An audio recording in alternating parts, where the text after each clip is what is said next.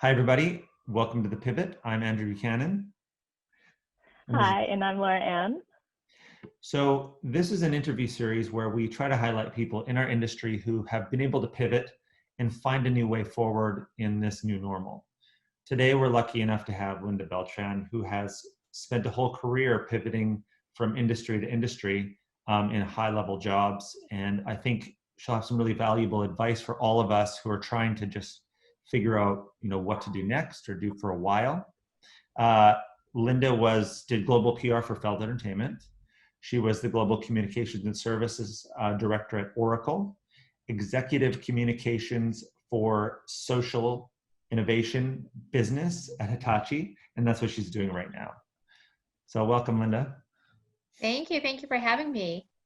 Thank you so much for coming on. And I know Andy, you're in the UK right now. I'm in Vancouver. And Linda, where are you again? I'm in Tampa, Florida.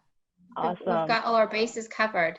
That's one of the great things about all these virtual calls is we can really combine everyone all over the world. Right. So Linda, let's just jump right into it. Friends helping friends find work. This was one of the first sites that got up and running when the pandemic first started, and all thanks to you. So what inspired you to start the site, and how did you get it up running so fast and quickly? Well, it was middle of March, and I had friends that were laid off in droves and hundreds, more like thousands. And I was noticing on Facebook that people were asking similar questions, people who had not been on the job search for decades, literally decades, Mm-hmm. and asking simple questions, along the lines of, how do I file for unemployment? I don't have a resume. What does anyone have a spare computer?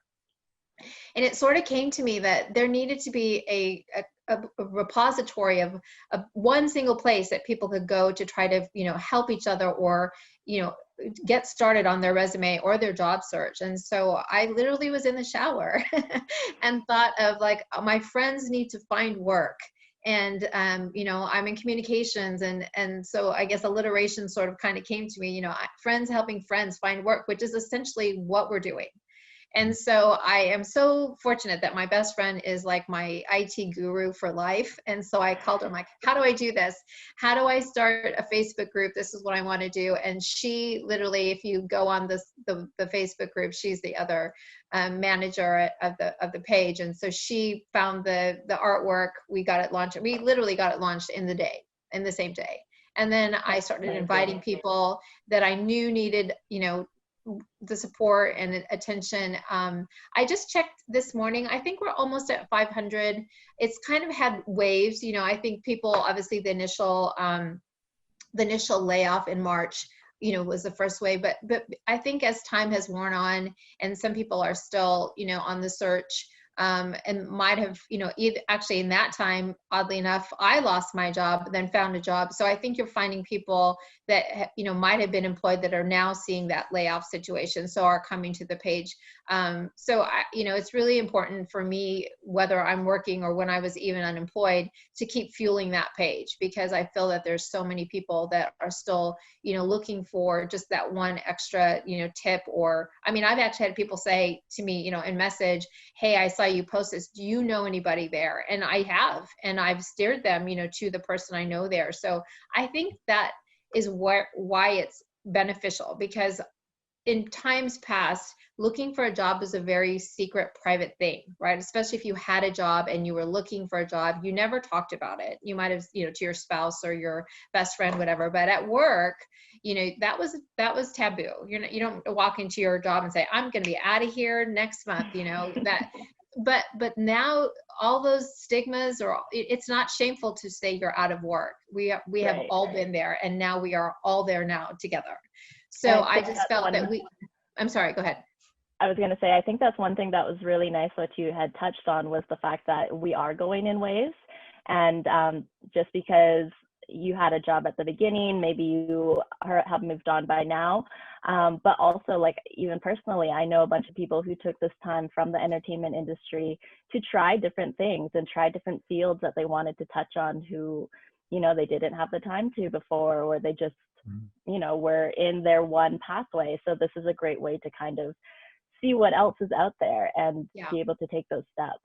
Right. Absolutely. And that's why I think that it shouldn't be this, you know, you shouldn't be sitting at home with your computer just stressing out. Like, there should be the resources, just the outlet to say, I haven't heard back from this employer, whatever, you know, we've all been there. And so it's not this unique, you're not this one unicorn, you know, I can't find a job. We have all been there. So I think, you know, support comes in numbers. So I think that that's another aspect of the website that people, you know, enjoy.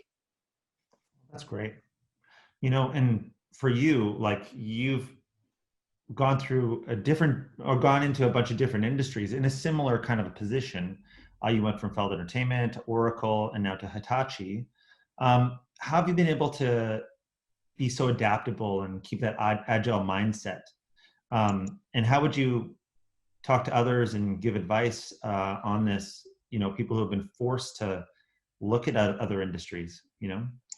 Yeah, you know, it's interesting because I've been in my career almost 30 years. So I've had, I guess, the benefit of longevity as far as, you know, just in communications and public relations. Obviously in my time, and this is going to definitely date me and age me, but we've seen the advent of social media, and that's become this, you know, when I started my career, you know, it was PR, just earned media, and a little bit of, you know, doing community outreach and things like that, but it was very specialized. It was just media outreach, public relations.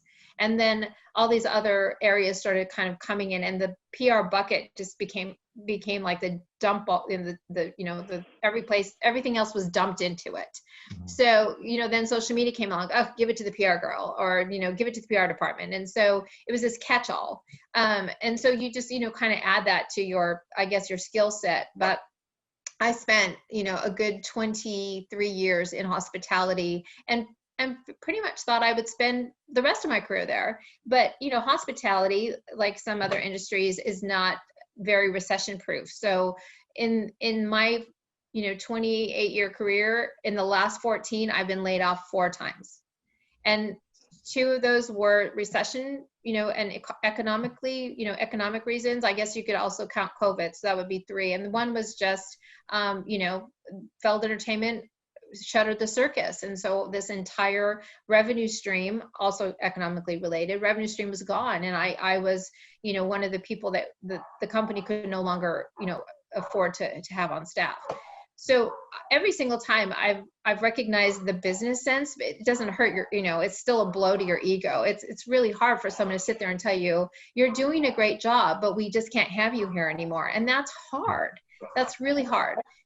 So when I moved to Japan in 2008, I had been laid off at that time, and I was devastated. And actually I had 2 back-to-back layoffs, both in hospitality. And I sort of kind of just ran away to Japan, but was there for 2.5 years. And, you know, I always think to myself, every time I've had an opportunity where I was looking for a job, whether that was my own doing or someone telling me, you know, we've got to lay you off, I've always been very grateful for the opportunity that presented itself, you know, after that layoff. So, you know, I think if you would have told me in my lifetime that you're going to move to Japan by yourself and not speak the language and not know a single soul, having lived in California your entire life, that, you know, that was going to happen to you, I'd sit there and go, yeah, I don't think so. But I had nothing to lose. I didn't have a job. I didn't have, you know, I wasn't leaving anyone behind other than my immediate family, but I didn't have a spouse or children. So I thought, I'm going to put my career first and I'm going to go. And that's just been one of the great life and professional, you know, experiences that I've ever had. And so coming back to that, you've got, you know, now you've got international experience under your belt. So when I left to go to Feld, now I've pivoted from entertainment to live, or I'm sorry, from hospitality to live entertainment. That was a stretch, but I had this international background with Disney on Ice, having shows all over the globe. You know, that translated. And it was consumer facing. So even though it seemed like I was going from this amazing, you know, this amazing pivot, you know, hospitality is all about making people happy. Live entertainment and Disney on Ice, making people happy. So it wasn't that big of a stretch. the Disney guidelines, yeah, those are all encompassing, and, you know, it took me a long time to manage. But, you know, I guess I've taken that and then really focused on what is the chore. It's about communicating. So whether I'm talking to, you know, someone who wants to rent a lovely hotel room, or someone who wants to take their child to Disney on Ice, or now, you know, communications for a high technology company where we're talking about social innovation, you know, at the root of all that is the actual job, which is communication. Right. So if you can open up your mind to that, I'm going to learn a new skill, I'm going to learn new technology and a whole slew of acronyms that come with a new industry, then, you know, you can, and what do you do when you're pitching media? You're selling something. So really, when it comes to trying to pivot into a new industry, you are selling yourself, you know, not in a bad way. You're selling your skills to a new industry, to saying, it doesn't matter if I'm pitching, you know, I show a beautiful spa, a piece of new technology, or the whole concept of social innovation. You know, you can do that because you've been doing that in one way, shape, or form for however long. So this is a great segue into the next question, actually. Because of, you know, like, as you were talking about, you need to be open-minded to learn new skills and such. But before that, even, you know, through Friends Helping Friends Find Work, you've written or helped people write their resumes who are coming from the entertainment industry, who A, may have never written a resume before ever, or B, who are trying to find new ways to apply their skills. But even before being able to write that, how would you suggest people identify those transferable skills? Because a lot of the times is you don't even know what you have to offer. So how are you able to sell yourself or sell your skills to other potential employers and make sure that that match is marketable? You know, yeah, exactly. You know, I think I you know, obviously we've had talks before, but I think what people manage to do, or sometimes do, is they minimize their skills. And so when you look at, you know, I'm an ice skater, or I'm a tour director, or these things that are very specific to a certain industry, you cannot necessarily see immediately where those skills and how those skills can translate to another area of focus or industry. And yes, I have been very happy to help as many people as I can with resumes, and you know, helping them look at, say, okay, these are the skills that I did. So I'm on tour, I'm managing schedules, I'm managing people's visas, I'm doing all these things, obviously going city to city and adapting and performing. And so, you know, whether that's on a Disney on Ice show or any other performance related show. But I think what I was able to try to encourage people, like, first of all, like, what part did you like about that? Oh, I love the travel part. I love the arranging. I love the scheduling. And so, okay, so you can multitask. You can organize things. You know, maybe you can work in an office as an office manager. And you know, even though it's easy to say, well, I want to do this, I think I can try. Of course, then the next part is trying to sell those skills to an employer. So, you know, it's one thing to commit to saying, yes, I can adapt my skills, but then try to sell yourself to, you know, in that job, which is just a kind of another side of what you're trying to accomplish. But I think people need to look at what they're doing and seeing how that can apply in, you know, in other areas, because the chances are your skill set is very strong, but it's been you know, targeted at this one specific industry. Right. And I think it really helps, like, conversing with someone else too, to help you identify those skills, because sometimes we're so stuck in our head, as you said, because we've only trained it with one focus in mind, whereas someone else can really help you open that bubble and realize, like, look, this is also very important in this other field, you know? Right. And, you know, athletes, I mean, think about it, your body is your, you know, is your, I don't want to say meal ticket, but your body is what you're selling, your talent. I mean, you can go teach, you know, an athletic course, you can go work as a trainer. I mean, because obviously you do that every day for yourself. You could definitely do that, you know, for other people. And I think it takes talking to someone not necessarily out of your field, because for some time I was in that area, but just someone else to say, how could I apply these skills? And I could tell you, even in just communications, in the time, like I said, in the time that I started my career, even in the last 3 years, you've seen the advent of employee communications, internal communications, executive communications. These titles didn't exist even 4 or 5 years ago. I think COVID makes it very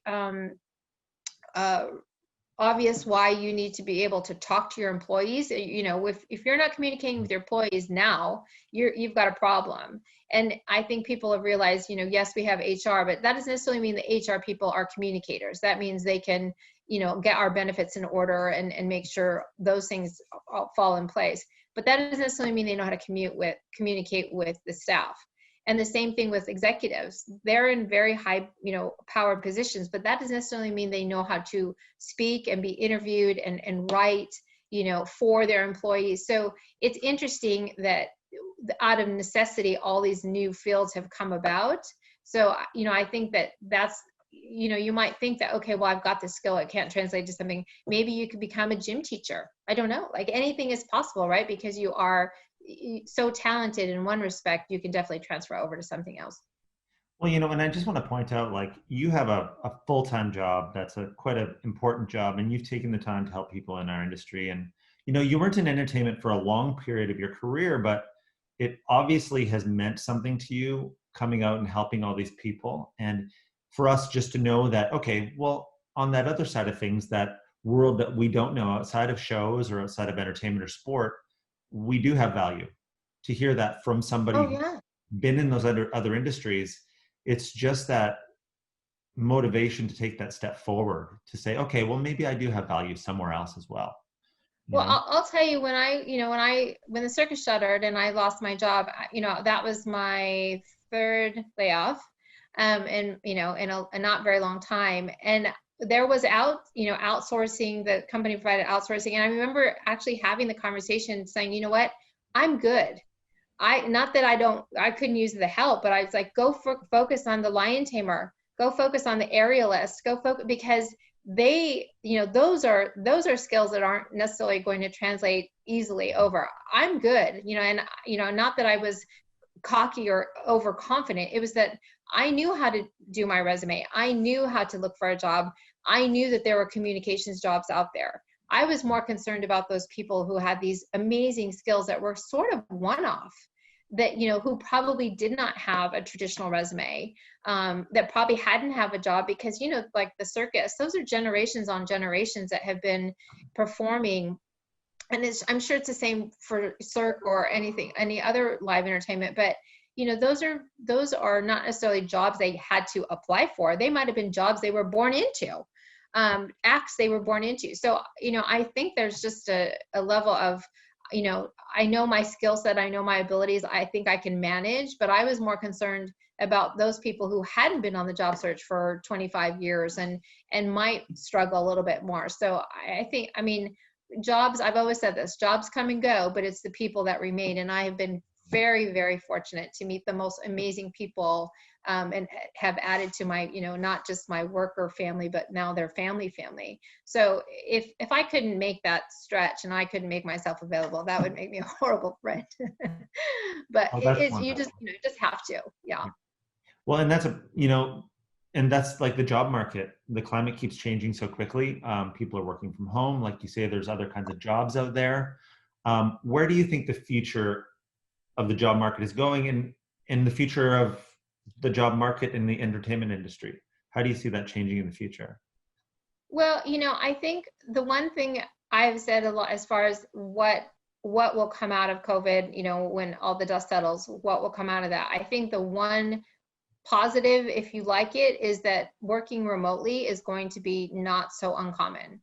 You know, when I got my last job in 2017, that was a remote job, and I had to keep it somewhat secret.